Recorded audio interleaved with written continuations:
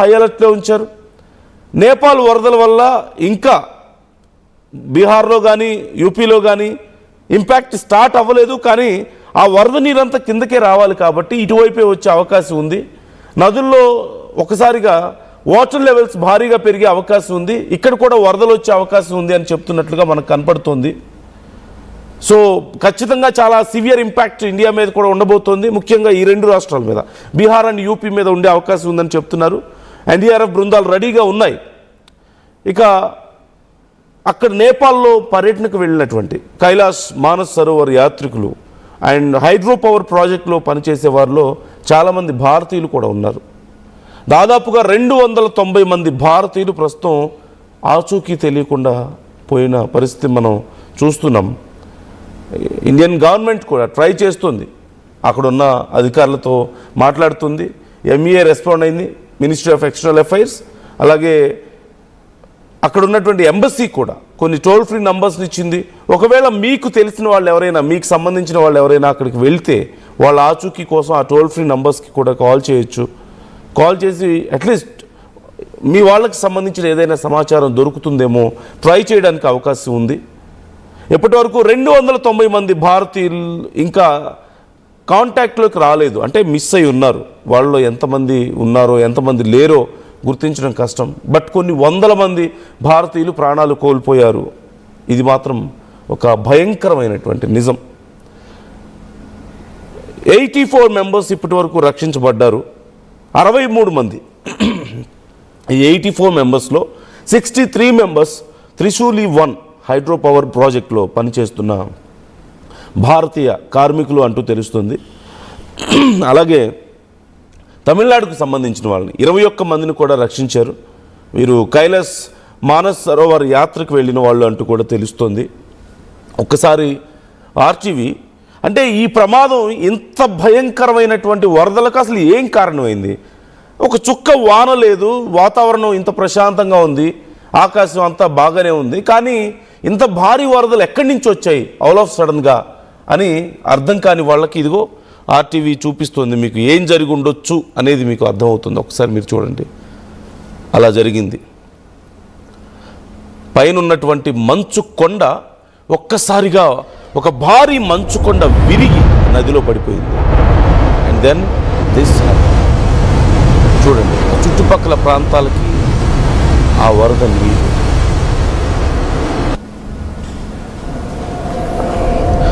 So మనం సహజంగా సినిమాల్లో చూస్తూ ఉంటాం ఈ అవలాంచ్ కండిషన్స్, అంటే మంచు కొండలు జారి పడిపోతూ ఉంటాయి, కిందకి విరిగి పడిపోతూ ఉంటాయి.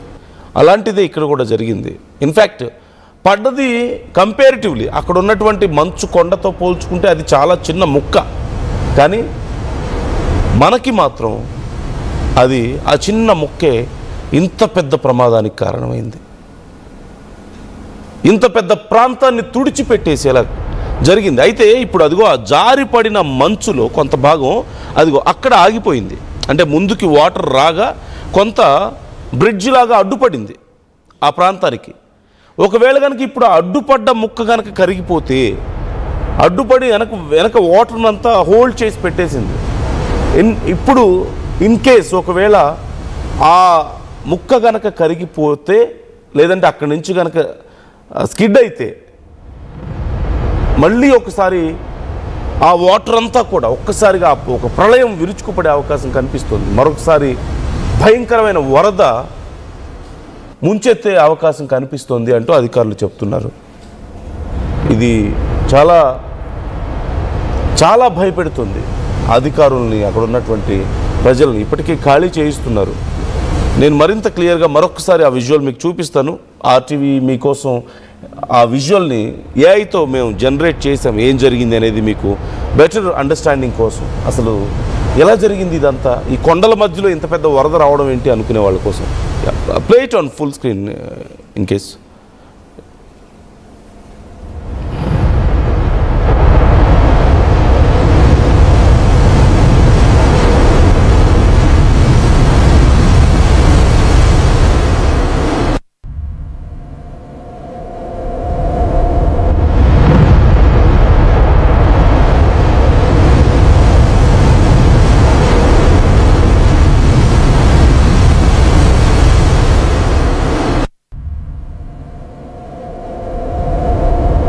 చూస్తున్నారు కదా పరిస్థితి, ఇది ఇలా జరిగింది. సో ఎంఈఏ ఇచ్చినటువంటి డీటెయిల్స్ ప్రకారం చూస్తే, మినిస్ట్రీ ఆఫ్ ఎక్స్టర్నల్ అఫైర్స్ ఇచ్చినటువంటి డీటెయిల్స్ ఒకసారి మనం చూస్తే 73 మంది ఈ త్రిశూలి పవర్ ప్రాజెక్ట్స్లో పనిచేస్తున్నటువంటి భారతీయులు. మొత్తం మిస్ అయిన వాళ్ళ డీటెయిల్స్ ఇప్పటి వరకు వచ్చినటువంటి స్టాటిస్టిక్స్ బేస్ చేసుకొని చూస్తే 73 మెంబర్స్ త్రిశూలి 1 పవర్ ప్రాజెక్ట్లో పనిచేస్తున్న భారతీయులు, అండ్ 37 మెంబర్స్ ప్లస్ మరొక 49. సో వీళ్ళంతా కూడా తమిళనాడుకు చెందిన 2 కైలాస్ మానస్ సరోవర్ యాత్ర బృందాలు. అంటే ఒక బృందం 37 మంది, ఒక బృందం 49 మంది. ఈ 2 బృందాలు కూడా ఇప్పుడు మిస్ అయ్యాయి. 32 మంది వెస్ట్ బెంగాల్కు చెందినటువంటి యాత్రికులు ఉన్నారంటున్నారు, అండ్ 61 మంది ఇతర రాష్ట్రాలకి చెందినటువంటి ఇంకా భారతీయులు ఉన్నారు. ఒక 33 మంది కేరళకు సంబంధించిన వాళ్ళు కూడా ఉన్నట్లుగా తెలుస్తుంది. ఓవరాల్గా 290 మెంబర్స్ మిస్ అయ్యారు అంటూ ఇప్పటికే ఎంఈఏ చెప్తుంది, మినిస్ట్రీ ఆఫ్ ఎక్స్టర్నల్ అఫైర్స్ చెప్తున్నటువంటి పరిస్థితి కనిపిస్తుంది. మరోవైపు మీరు ఇప్పటికే చూశారు, ఈషా ఫౌండేషన్ నుంచి వెళ్ళినటువంటి టీమ్స్ ఇక రాలేరు అంటూ ఈవెన్ సద్గురు కూడా కన్నీరు పెట్టుకున్నటువంటి పరిస్థితి. ఆయన కూడా బర్స్ట్ అయ్యారు. ఆయన కూడా ఎంతో బాధపడుతూ ఏడుస్తూ చెప్పినట్టు అనౌన్స్ చేసినటువంటి సందర్భం. Even whole Isha foundation is in tears now. So ఒక్కసారి దీనికి సంబంధించి అక్కడున్న టూరిస్టులు ఏమంటున్నారో అక్కడున్న సిచ్యువేషన్కి సంబంధించి చూద్దాం. हमारे डैडी है उधर, वो हाइड्रो पावर पे काम करते थे, ऊपर 3A पे, पता नहीं वो प्राविधि पे काम करते थे, नहीं मालूम. वो उनका सुबह ड्यूटी थे, अभी तक संपर्क नहीं हो गए. वो आपके पिताजी हैं, अब किस जगह से आए हो अभी? हम रसुआ। बथुआ से. काफी नुकसान है वहाँ पे. हाँ, वो कुछ भी नहीं है उधर, और सब कुछ कौन भी नहीं है मेरा। जान माल का काफी नुकसान हुआ. हाँ, मेरा आपके गौर परिवार नहीं के है। लोग भी मिसिंग हैं हाँ, क्या? मेरा बाप और माँ नहीं है। हाम्रा भन्सा विभागका 15 कर्मचारीहरू मिसिङ हुनुहुन्छ. उहाँको केही पत्ता लाग्छ कि भनेर म यहाँसम्म आएको. अनि यहाँ हाम्रो सुरक्षाकर्मी साथीहरूलाई यो मिसिङको लिस्ट टिपाउँदैछु. हमारे डैडी है उधर, वो हाइड्रो पावर पे काम करते थे, ऊपर 3A पे, पता नहीं वो प्राविधि पे काम करते थे, नहीं मालूम. वो उनका सुबह ड्यूटी थे, अभी तक संपर्क नहीं हो गए. वो आपके पिताजी हैं, अब किस जगह से आए हो अभी? हम रसुआ। बथुआ से. काफी नुकसान है वहाँ पे. हाँ, वो कुछ भी नहीं है उधर, और सब कुछ कौन भी नहीं है मेरा। जान माल का काफी नुकसान हुआ. हाँ, मेरा आपके गौर परिवार नहीं के है। लोग भी मिसिंग हैं हाँ, क्या? मेरा बाप और माँ नहीं है।